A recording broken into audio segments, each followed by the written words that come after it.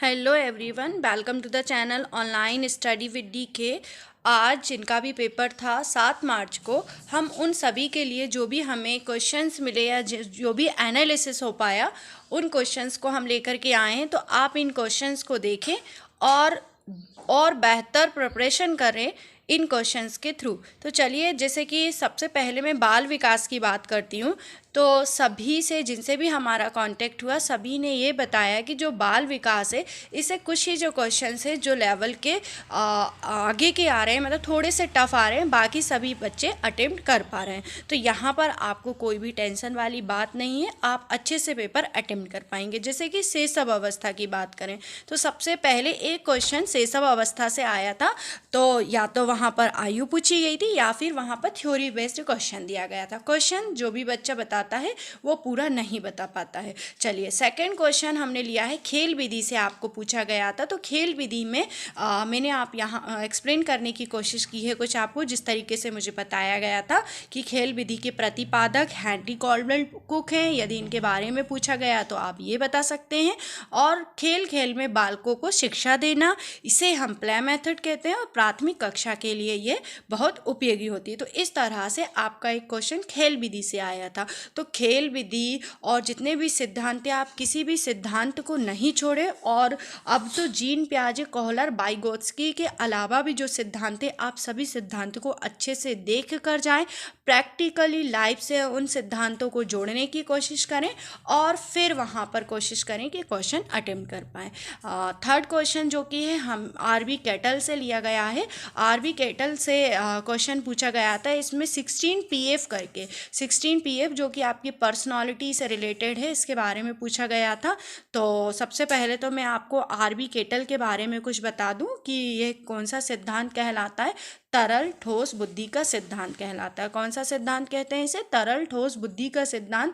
1963 में ये सिद्धांत दिया गया था। इसमें दो जो तत्व थे बहुत महत्वपूर्ण थे, एक तरल बुद्धि का और एक ठोस बुद्धि का। तो जो ठोस बुद्धि की बात की गई, इन्होंने बोला कि ये जो बुद्धि होती है बच्चे में वयस्क अवस्था में होती है। तो आरबी कैटल ने यहाँ पर तरल ठोस बुद्धि का सिद्धांत दिया, 1963 में दिया। इसमें दो महत्वपूर्ण बातों पर चर्चा की गई, एक तरल बुद्धि का सिद्धांत, एक ठोस बुद्धि का सिद्धांत। और इन्होंने क्या किया कि इस सिद्धांत को बोला कि यह जो सिद्धांत है स्पीयरमैन के कारक की तरह ही है।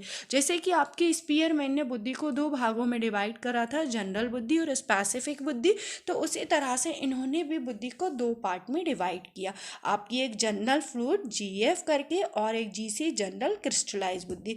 तो आरबी कैटल से यदि इस टाइप का कोई भी क्वेश्चन आया हुआ था तो आप मुझे कमेंट बॉक्स में ज़रूर बताएं कि क्वेश्चन क्या पूछा गया था, क्योंकि बच्चे सही से क्वेश्चन नहीं बता पाते हैं। तो इसी वजह से हमें आपको पूरी जानकारी प्रोवाइड करनी होती है। तो मेनली ये है कि आप कोई भी सिद्धांत नहीं छोड़ेंगे। अब बात होती है कि सील गुण कारक विशेषण सिद्धांत। इसे आपका जो आरबी कैटल का सिद्धांत है, इसे सील गुण कारक विशेषण सिद्धांत किए। इन्होंने महत्वपूर्ण जो थे टोटल जो थे 35 सील गुण दिए थे, लेकिन इन्होंने 16 सील गुणों को महत्वपूर्ण बताया। कितने सील गुण दिए थे इन्होंने? 35 सील गुण दिए थे। उसमें से 16 जो थे वो महत्वपूर्ण बताए। 16 पीएफ यहाँ पर डिनोट करता है पर्सनालिटी फैक्टर को। किसे डिनोट करता है? पर्सनालिटी फैक्टर को। और जो 16 पीएफ था उसे इन्होंने 4 भागों में डिवाइड करा। एक Q1 पार्ट डिवाइड करा, एक Q2 पार्ट में दिया, एक Q3 पार्ट में दिया और Q4 पार्ट में दिया। तो यहाँ से एक क्वेश्चन जो बना था कि 16 पीएफ क्या है, या 16 पीएफ में कितने गुणों को महत्व दिया गया है या किसके द्वारा दिया गया है। तो जो 16 पीएफ है आरबी कैटल के द्वारा दिया गया। 35 में से उन्होंने 16 जो सील गुण थे उन्हें महत्वपूर्ण बताया है। तो आरबी कैटल ने तरल ठोस बुद्धि का सिद्धांत दिया। और तरल ठोस मतलब ठोस, जब बच्चा वयस्क हो जाता है तो वो इस अवस्था की बात करते हैं। तो यदि आपने इस सिद्धांत को नहीं पढ़ा है तो इस सिद्धांत को आप अच्छे से पढ़ लीजिए, क्योंकि यदि अभी क्वेश्चन पूछा गया तो आगे भी इस सिद्धांत से क्वेश्चन पूछा जाएगा। और देखिए, बच्चों का कहना है कि सिद्धांत के डायरेक्ट क्वेश्चन नहीं आ रहे हैं, कुछ लैंग्वेज को मॉडिफाई करके क्वेश्चन दिए जा रहे हैं। तो डायरेक्ट क्वेश्चन आपको नहीं दिया जा रहा है, मॉडिफाई करके दिया जा रहा है, लेकिन ओवरऑल पेपर का लेवल इस तरह का है, यदि आपने थोड़ा भी पढ़ा हुआ है किसी भी सिद्धांत को तो आप उसे अच्छे से अटेम्प्ट कर पाएंगे। अब आपके जो नेक्स्ट क्वेश्चन है, देखिए केटल का पूछा गया था, फिर ऑलपोर्ट के सिद्धांत से भी क्वेश्चन आया। तो ऑलपोर्ट के सिद्धांत क्या कहता है कि ये जो केटल का सिद्धांत है, केटल के सील गुण के सिद्धांत से ऑलपोर्ट से अलग है, ठीक है। और इन्होंने एक डेफिनेशन दी, एक परिभाषा दी है ऑलपोर्ट ने। इन्होंने व्यक्ति के मनोदैहिक व्यवस्थाओं का गत्यात्मक संगठन है। इन्होंने बोला कि जो व्यक्तित्व है, व्यक्ति की मनोदैहिक व्यवस्थाओं का गत्यात्मक संगठन है। तो यहाँ पर आप देख सकते हैं कि जो ऑलपोर्ट से क्वेश्चन आया था वो आपकी डेफिनेशन पूछी गई थी। और सील गुण होता क्या है ऑलपोर्ट के लिए? गुण, संगति और स्थायित्व। मतलब यदि सील गुण की बात करें तो इसमें क्या क्या समाहित है? गुण समाहित है, संगति है और स्थायित्व है। तो इस तरह से ऑलपोर्ट के सिद्धांत से आपका क्वेश्चन पूछा गया था।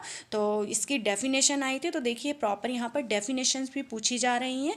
फिर नेक्स्ट है मैस्लो का आवश्यकता का सिद्धांत। देखिए मैस्लो का आवश्यकता का जो सिद्धांत था, आप इसके कुछ नाम याद रखिए। इस सिद्धांत से जो क्वेश्चन आया था उसमें मांग का, पदानुक्रमी का, आवश्यकता का या मानवतावादी का, मतलब इस सिद्धांत का जो नाम है, और भी डिफरेंट जो नाम होते हैं हर सिद्धांत के, वो आप याद रखिएगा, ताकि वहाँ पर यदि कोई दूसरा नाम दे दिया जाता है तो आप बता सकें। मांग का, पदानुक्रम का, आवश्यकता का और मानवतावादी का। फिर आपका यहाँ पर जो बाल विकास के क्वेश्चन थे, इसके बाद ईवीसी की बात हुई, मतलब आपके पर्यावरण के। अब पर्यावरण में जैसा कि सभी बच्चों का कहना है कि भाई अंतरिक्ष से क्वेश्चन आ रहे हैं। तो देखिए अंतरिक्ष से क्या क्वेश्चन आ रहे हैं, इसके बारे में सिर्फ ये बताया गया है कि बहुत डेप्थ में जाके क्वेश्चंस पूछे जा रहे हैं। तो डेप्थ इन द सेंस आपको लास्ट जो कल एग्ज़ाम था उसमें पूछा गया था कि आर्मस्ट्रांग किस यान से गए थे, तो अपोलो 11। इस तरह से आपके यान की लेंथ पूछी जा रही है। तो लेकिन बच्चा कोई भी क्वेश्चन अच्छे से नहीं बता पा रहा है। बाकी ये है कि अंतरिक्ष से क्वेश्चन कंटिन्यूसली पूछे जा रहे हैं। तो आप जो अंतरिक्ष का टॉपिक है इसको थोड़ा सा डीपली देखने की कोशिश करें। और सर ने जो चैनल पर इसके क्वेश्चंस अपलोड किए हैं आप उन्हें देख सकते हैं, और कोशिश करें कि उन्हें 1-2 बार रिवीजन के तौर पर देख करके ही एग्ज़ाम देने जाएं।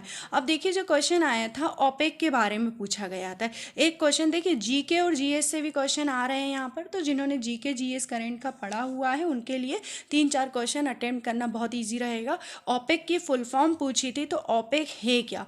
ओपेक जो है एक पेट्रोलियम निर्यातक देशों का संगठन है। क्या है? ओपेक में कितने मेंबर है ये पूछा गया था क्वेश्चन। तो ओपेक क्या है? एक पेट्रोलियम निर्यातक देशों का संगठन है। और ओपेक का फुल फॉर्म है organisation of petrol exporting countries. मतलब यदि आज मेंबर पूछे थे तो हो सकता है नेक्स्ट आपके पेपर में organisation of petrol exporting countries किसका नाम है, या ओपेक का फुल फॉर्म क्या है, इस तरह से पूछे। फिर बाकी ईवीएस में और क्वेश्चंस पर हम चर्चा करते हैं। देखिए सोयाबीन उत्पादन से संबंधित क्वेश्चन आया था कि किस देश का नाम है, या एमपी में। हालांकि एमपी के जीके के बारे में जिक्र नहीं हो रहा है, वर्ल्ड का ही पूछा जा रहा है। तो सोयाबीन उत्पादन से संबंधित एक क्वेश्चन पूछा गया था। आपदा प्रबंधन से भी आपका क्वेश्चन आया था। और खारी झील के बारे में पूछा गया था। तो जो आपका ईवीएस पार्ट था इसमें इतने क्वेश्चन जो बच्चों ने हमें प्रोवाइड किए हैं, सोयाबीन उत्पादन से संबंधित, आपदा प्रबंधन से, खारी, और ओपेक का ओपेक नंबर कितने हैं, और बाकी आपके अंतरिक्ष क्वेश्चन। तो आप कोशिश करें कि इन टॉपिक को अच्छे से कवर करें। बाकी आपका हिंदी में पर्यायवाची शब्द, गद्य, पद्य और शिक्षा शास्त्र था बहुत ही आसान पूछा जा रहा है। तो आप हिंदी में बिल्कुल भी आपको डरने की आवश्यकता नहीं है, बहुत ही आसान पेपर का लेवल आ रहा है। यदि आपने थोड़ा भी पढ़ा हुआ है तो आप अटेम्प्ट कर पाएंगे बहुत अच्छे से। इंग्लिश में आपका पैसेज पूछा गया था। पार्ट ग्रामर, आपकी इंग्लिश में ग्रामर पूछी गई थी। Parts of speech, preposition, noun and adjective. तो इस तरह से हमारा जो पेपर का एनालिसिस था कि ग्रामर पूछी जा रही है इंग्लिश में, और मेन नरेशन पूछे गए थे जिससे लास्ट। तो आज पार्ट्स ऑफ स्पीच पूछी गई, प्रपोजिशन, नाउन, एडजेक्टिव और पैसेज। तो इस तरह से आप सभी हमारे साथ कांटेक्ट में रहिएगा। हम हर दिन आपको पेपर का एनालिसिस देते रहेंगे। और मेन थिंग ये कि अगर अंतरिक्ष क्वेश्चन ज़्यादा पूछे जा रहे हैं तो आप थोड़ा सा कोशिश करें कि सर ने जो वीडियो अपलोड किया है उस पर लिंक पर जाएं और उस वीडियो को अच्छे से देखें। और सभी सभी टॉपिक के वीडियोस आपको इस चैनल पे मिल जाएंगे, क्योंकि ये चैनल स्पेशल शिक्षक भर्ती के लिए ही है। तो आप सभी इन वीडियोस को लास्ट टाइम पे भी अगर अच्छे से देख कर जाते हैं तो आपके एग्ज़ाम बहुत अच्छा जाएगा और सभी अच्छे से पेपर दें। एग्ज़ाम में कोई भी ऐसा क्वेश्चन नहीं है जो आपके सिलेबस से बाहर है या फिर आपने कभी भी नहीं पढ़ा हो। तो यदि आपने कुछ भी जो भी पहले पढ़ रखा है बस आप उसका रिवीजन करते जाइए और आप अच्छे से एग्ज़ाम दे सकते हैं फिर। तो आप सभी के लिए आज का जो एग्ज़ाम था 7 मार्च का, इसका फर्स्ट शिफ्ट का ये एनालिसिस था। आप सभी को मेरा बहुत बहुत धन्यवाद वीडियो को लास्ट तक देखने के लिए।